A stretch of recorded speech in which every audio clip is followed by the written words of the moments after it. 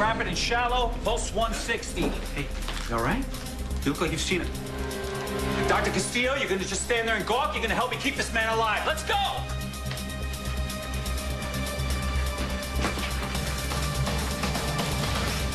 Started. Tell me what we're up against here. He's fighting systemic infection caused by. Why don't we point fingers later, all right? Right now, this man needs antibiotics and fluids pumped into him as fast as we can get them. You've had him this whole time? Excuse me. You didn't tell me? You want to crucify me? That line is outside. Right here, a man is dying. For the second time, David. That's entirely up to you, doctor. In case you've forgotten, I lost my medical license. Legally, I'm not allowed to do anything to help him. Oh, so you're concerned with legalities now? The way I see it, you have two choices. You could either be the hero, or you can go outside and inform Kendall that she's become a widow twice over. He's not responding. You need to tell me everything you've done to him. Nothing I haven't tried before. I was slowly withdrawing the Orpheus treatment, along with the accompanying sedatives. And the infection. That was a recent development. Once he showed signs, I added the antibiotic. Which apparently didn't work. That's because Zach here pulled out his IV before they had a chance to. You should have kept me informed. Oh, really? Why would I do that, doctor?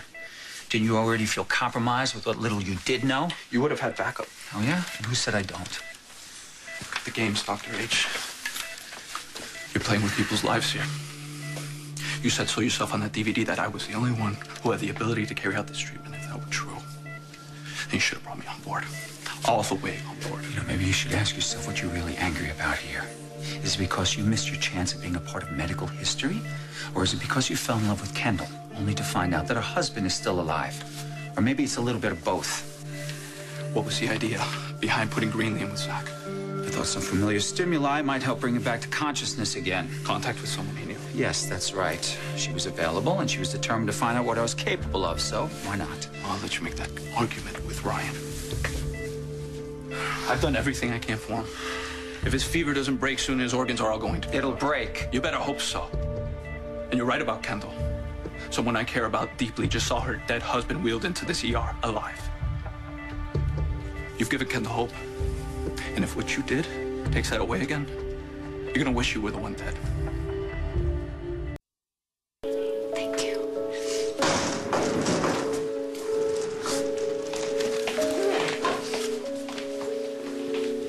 People are gonna come after you for this. So what else is new, Bianca? The people in this town will always find ways to see what I'm doing is wrong. Okay, but what really matters right now is that Zach is alive. And that Spike and Ian and Kendall can be a family again. And that is all because of you. Well, I appreciate you saying that, Bianca.